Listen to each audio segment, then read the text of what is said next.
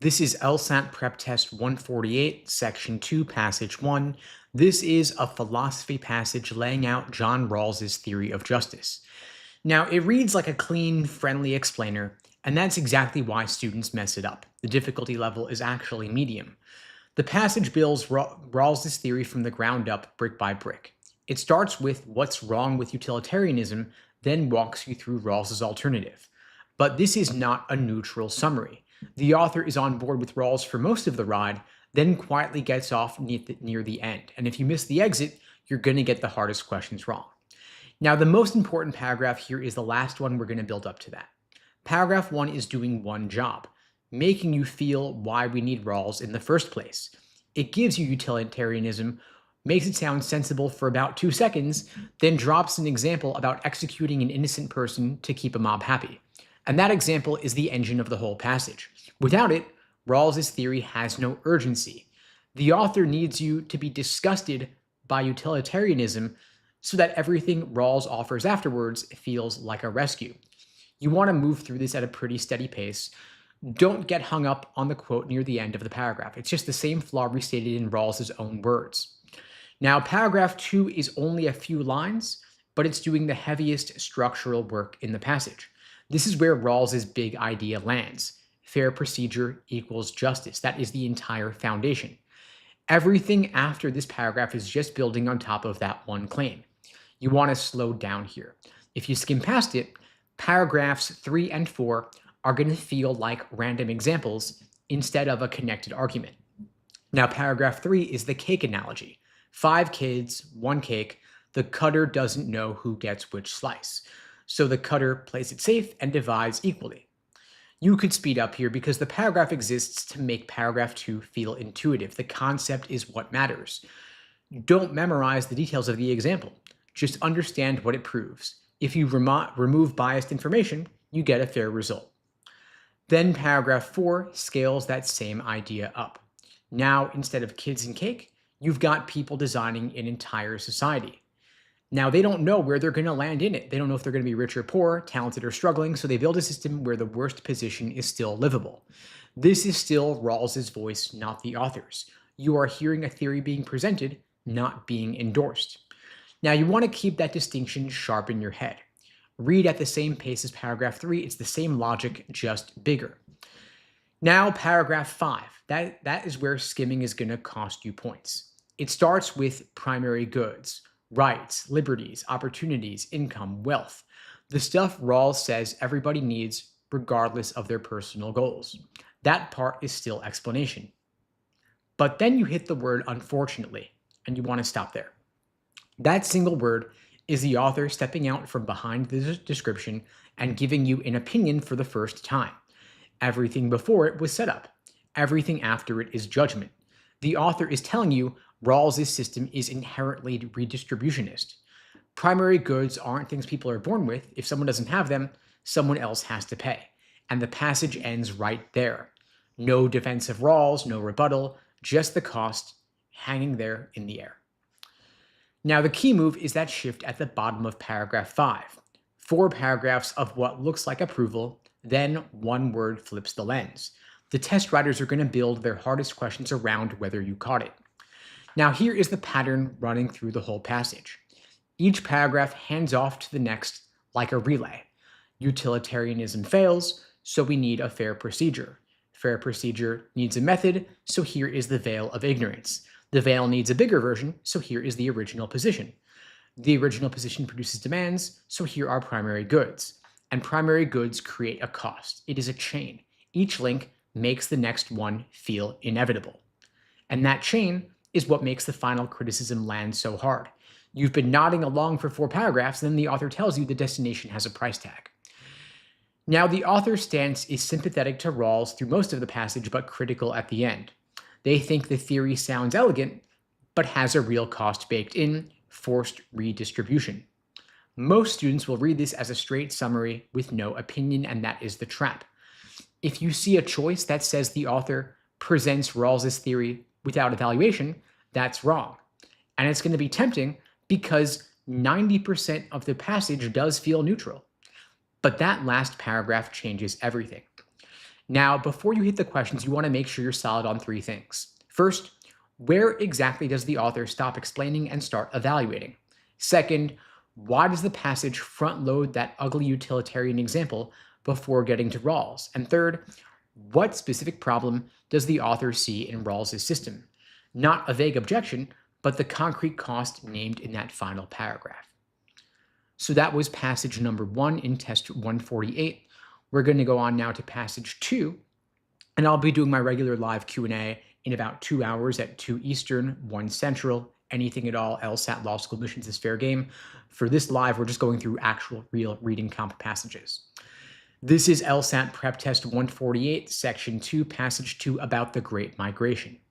African Americans leaving the South for northern cities, starting around 1915.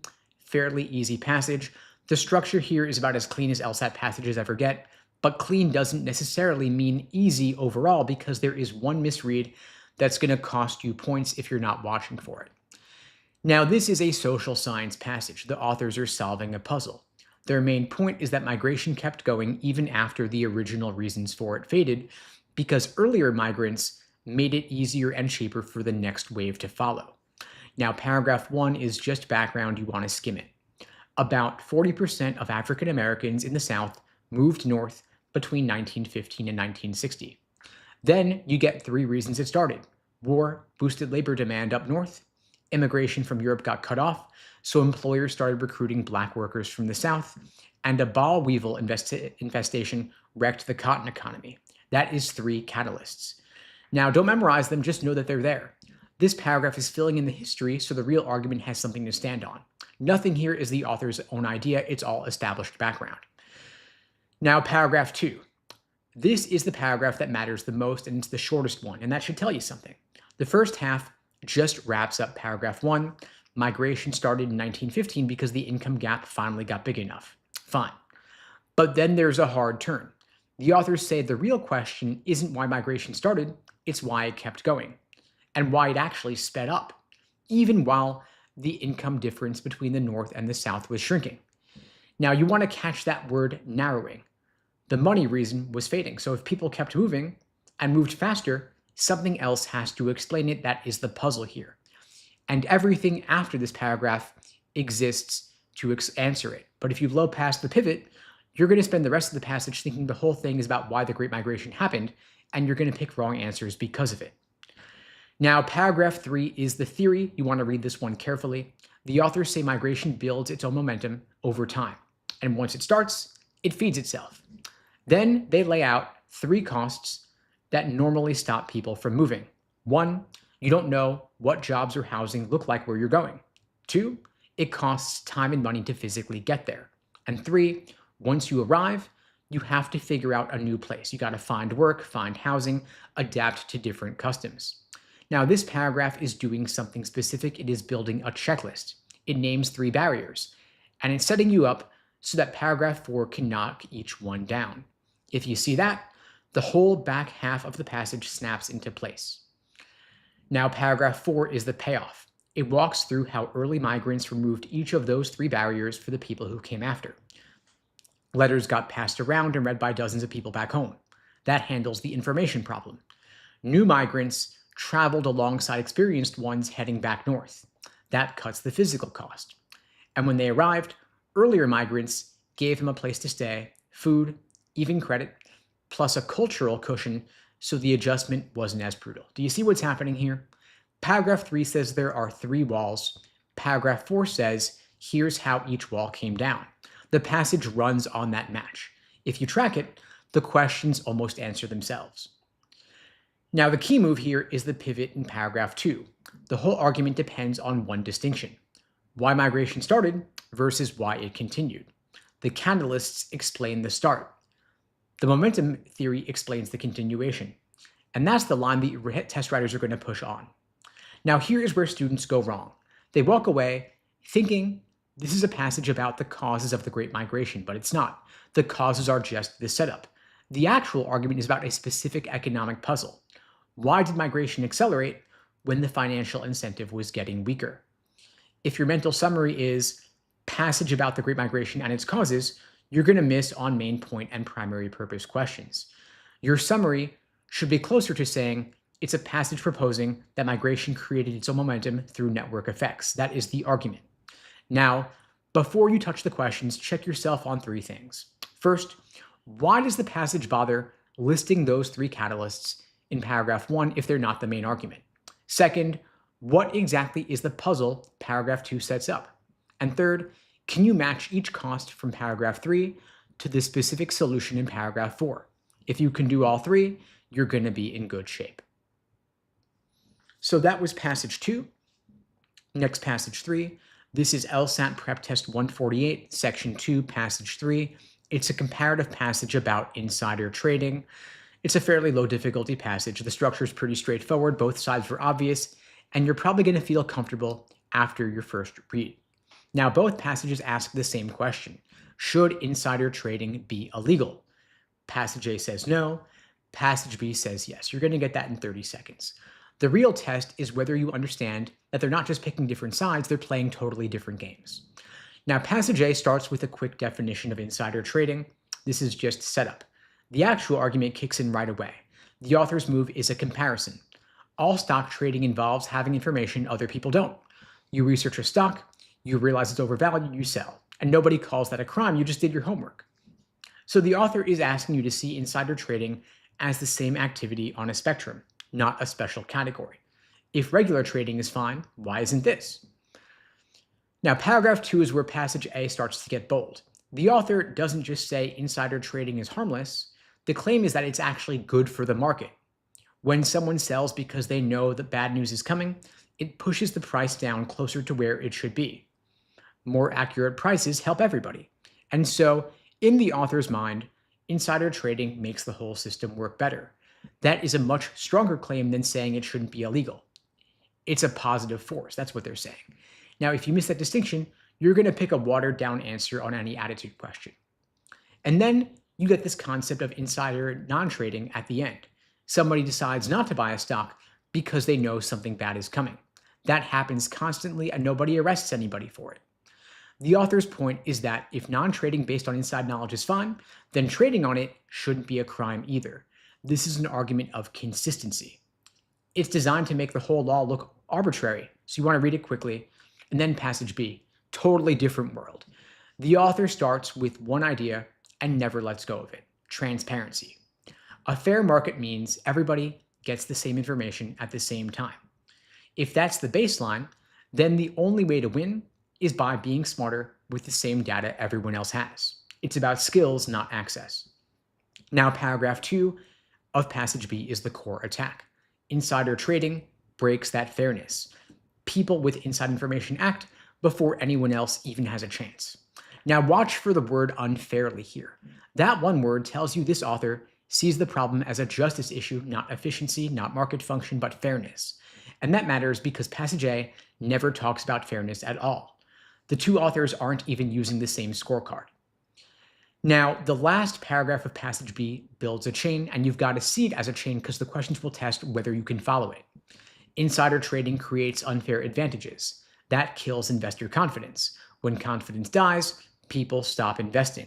When people stop investing, companies can't raise money. When companies can't raise money, the whole economy suffers. Each domino falls into the next. So if a question asks about the relationship between investor confidence and market health, this paragraph is where you go. Now, here is the key move.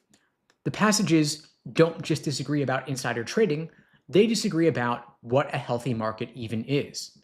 Passage A says, a market works best when prices are accurate. Get the best information into the market as fast as possible, however that happens. Passage B says, a market works best when access is equal. Everybody plays by the same rules with the same data. Those are two different definitions of a good market, and that gap is where the hardest questions come from. Now, here is the trap. Passage A uses language that sounds like it cares about what's good for the market. You'll see good for everyone in the stock market right there in the text. So students walk away thinking both authors want the same thing and just disagree on method, but that is wrong. They don't agree on what good means. Passage A means precise prices. Passage B means a level playing field. So any question that asks what the two authors would agree on is testing Whether you can see these are different goals dressed in similar language, don't fall for this. Now, one more thing. Passage A sounds casual and confident. Passage B sounds cautious and a little alarmed, and that difference in tone matters here. If you get a question about how Passage B's author would respond to Passage A's argument, the answer is going to land on the point of fairness. Passage B's author wouldn't care that insider trading makes prices more accurate. They'd say it doesn't matter how accurate prices are if ordinary investors get shut out of the process. Now, before you touch the questions, check yourself on three things. First, can you explain why Passage A thinks insider trading is actually beneficial, not just harmless?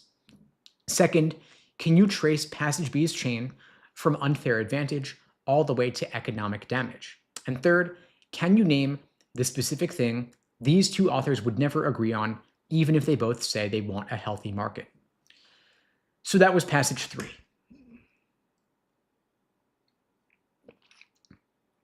Next, Passage 4. This is LSAT PrepTest 148, Section 2, Passage 4. This is a science passage about brain scans, specifically whether they actually prove what psychologists think they prove. Now, it's a medium difficulty passage. The vocabulary is not too bad, but the logic is tricky.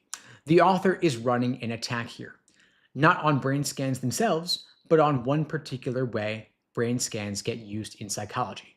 And the attack has a very specific shape. The author is saying the evidence is rigged, not on purpose, but because of how the method works. Now, the most important paragraph here is paragraph 4. That is where the blade comes out. If you rush through paragraph 3, you're not even going to see it. So let's take these in order. Paragraph 1 draws a line down the middle. On one side, the brain scans for medical stuff, like tumors, seeing inside the body. Nobody questions that. On the other side, you've got brain scans in psychology. And the author says the second use depends on an assumption most people never think about. And that assumption is the modular theory of mind. That means your brain supposedly has different departments for different jobs. Emotion over here, reasoning over there, memory down there. Each section has its own fixed address in the brain. Now, you want to lock in that concept. Everything in the passage grows out of that. You want to read this at a steady pace, nothing tricky yet. Then paragraph 2 tries to knock that theory down. It brings in a psychologist named Udall, who says mental processes are not separate little units. They're spread out. And then you get a quick example. When you get angry, you usually get angry for a reason, so emotion and reasoning are not in different rooms. They are mixed together. Now, this paragraph has one job, to make you doubt the modular theory. Don't linger there. Just register the doubt and then keep moving. Now, paragraph 3 is where you pump the brakes. It opens up with what feels like a comeback.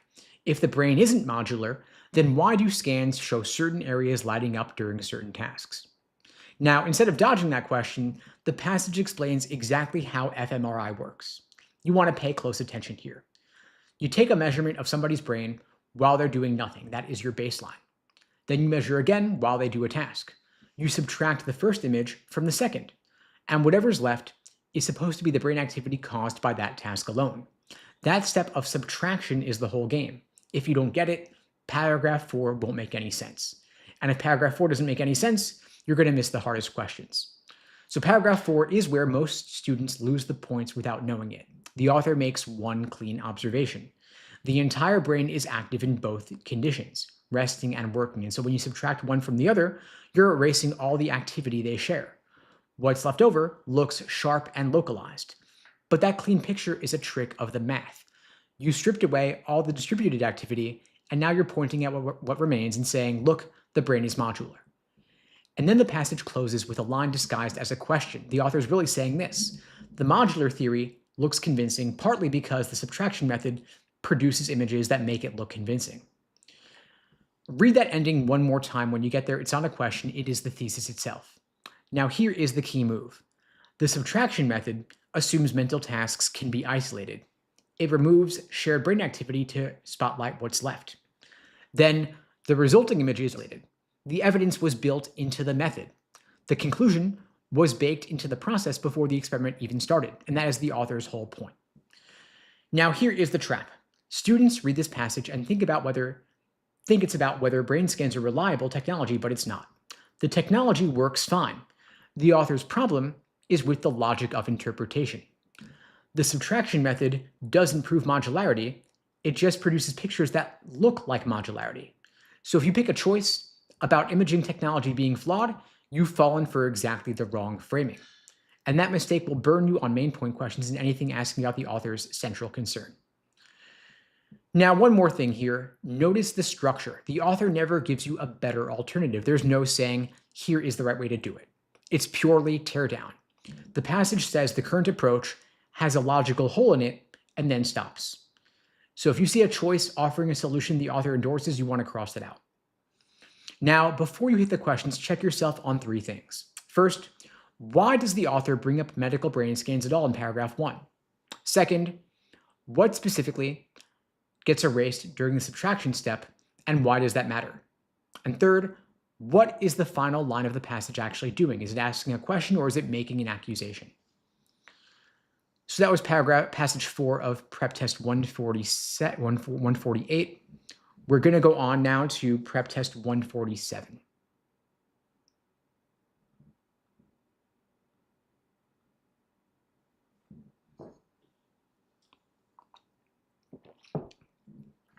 This is LSAT PrepTest 147, Section 2, Passage 1. It is a comparative passage about muscle memory. Why is it easier to rebuild muscle you've already had? That's the question. Fairly easy passage. The science is simple, and the 2 passages line up pretty well. But you want to be careful not to blur 2 explanations that sound similar but are not. Now, both of them do tackle the same question. Passage A explores 2 guesses.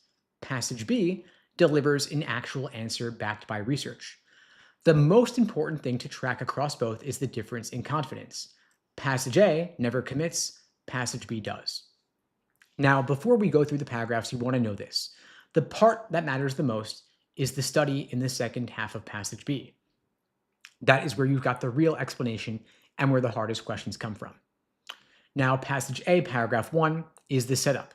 Muscle memory is real. Bodybuilders know it, but science has not yet caught up. That's all it does. Don't slow down here. Paragraph 2 is the first explanation. The idea is about neuron recruitment. When you lift, only some of your muscle fibers fire. Over time, your body learns to recruit more of them. When you come back after a layoff, that ability might still be there. Now watch the language here. You'll see could early on and may a bit later. The author isn't saying this is the answer, it's a candidate.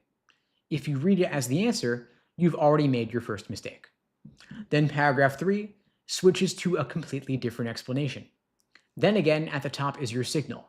This one says muscle memory might be purely psychological. You've lifted before, you know what you can handle, so you add weight faster and faster increases produces faster gains. There's no biology involved here, just your confidence.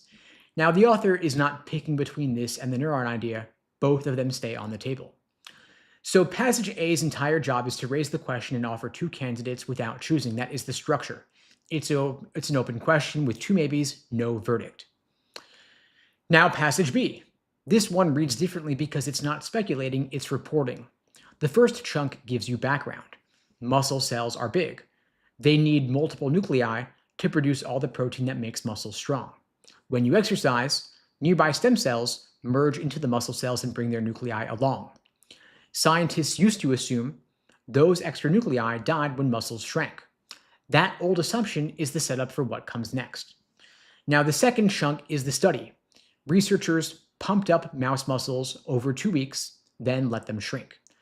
The muscles deflated to about 40% of their peak size, but the nuclei didn't go anywhere. They survived.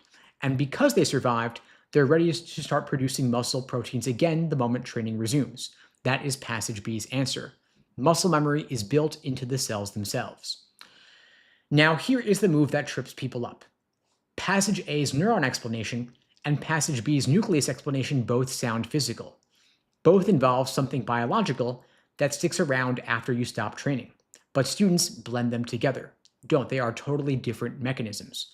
One is about nerve cells.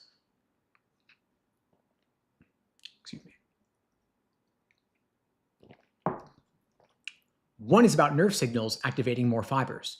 The other is about extra nuclei surviving inside the muscle cells.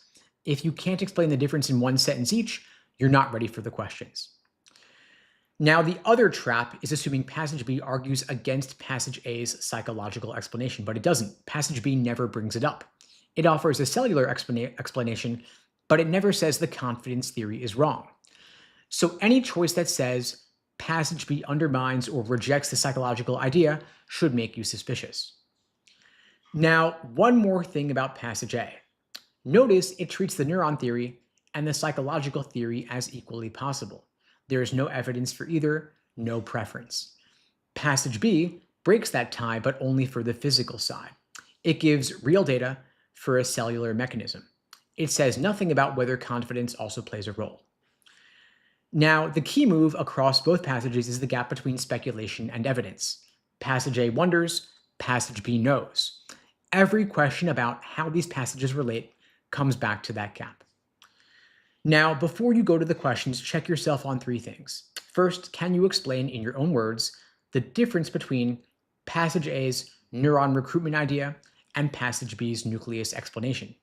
Second, do you know what scientists previously assumed happened to extranuclei and why the study changed that? And third, can you say exactly what passage A's author would need to see before committing to one explanation over the other? So that was passage 1. Now passage 2. This is LSAT PrepTest 147, section 2, passage 2, about Eileen Gray, a designer who moved from lacquer to furniture to architecture.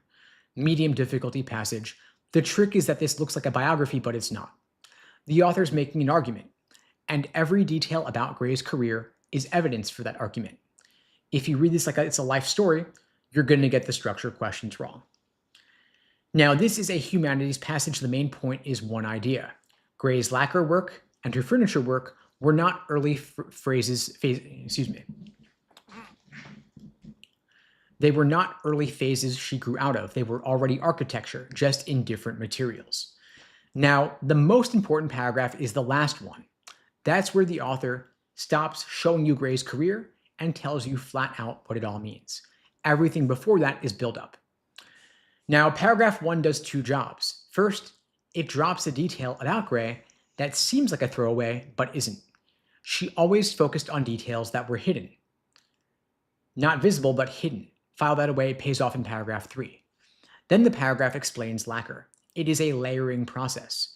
You coat a surface over and over, sometimes 20 layers or more, and each layer disappears under the next. The author ties this to Gray's artistic taste. She rejected the ornamental Art Nouveau style that was everywhere in Paris. She liked clean lines and simple forms.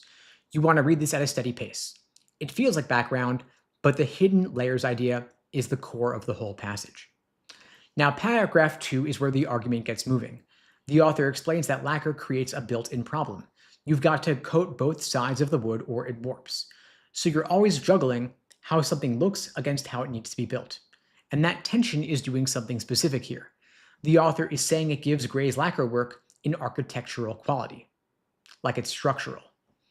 And then you watch Gray's work evolve in a sequence. Flat panels first, then door panels, then screens. Then comes the moment that matters the most in this paragraph. She builds a screen for an apartment lobby that juts out from the wall into 3 dimensions. It breaks apart visually into separate blocks of lacquered surface. And the author says it becomes a painting, a piece of furniture, and an architectural element at the same time. That is the author's argument in miniature. After that, Gray shifts to furniture using steel, tailoring pieces to specific rooms. You don't want to get lost in the details here. They are examples. The point was the screen. Then paragraph 3, you want to slow way down here. The author uses the word prefigures, and that one word carries the whole argument. It means everything Gray did before was already pointing toward architecture. It was not separate. And then the author makes the comparison explicit. Architecture for Gray worked the same way as lacquer. You build from the inside out. But here is the twist. In architecture, the hidden layers aren't just coating, you live inside them. The author gives you examples. Cabinets tucked into staircases, desks that are also cabinets, tables on pivots that serve different purposes depending on where you put them. And then the passage ends with a move that is easy to miss. Gray put a carpet under one of those tables no matter where it was. Inside, outside, on a balcony. The point was that Gray was erasing the boundary between interior and exterior. And that's not some random design choice. That is the argument itself. She treats inside and outside as the same space, the same way lacquer treats every hidden layer as part of the finished surface. Now, the key move here is the parallel between lacquer and architecture. Both have hidden layers. Both are built from the inside out. Both refuse to separate structure from surface. And so the hardest questions here will test whether you saw that parallel or just saw her career timeline. Now, the author thinks Gray's entire career was one continuous idea, not 3 separate chapters. The trap is treating each paragraph here like a different phase of her life. Paragraph 1 is lacquer, paragraph 2 is furniture, paragraph 3 is architecture. That's how it looks. But the author of this passage is saying those aren't phases. They are the same idea expressed through different materials. If you organize the passage as a timeline, you're going to pick wrong answers on main point and author's purpose questions. And those wrong answers will describe what Gray did. The right answer will describe what the author is arguing about what she did. Now, before you get to the questions, check yourself on these 3 things. First, why does the author spend time explaining how lacquer is applied in paragraph 1? Second, what does the screen that juts out from the wall prove? And third, why does the passage end with a carpet under a table? I'll be back in about an hour and a half at 2 p.m. Eastern, 1 Central, 11 Pacific for the daily live Q&A, anything at all LSAT and law school admissions. I'll see you all then.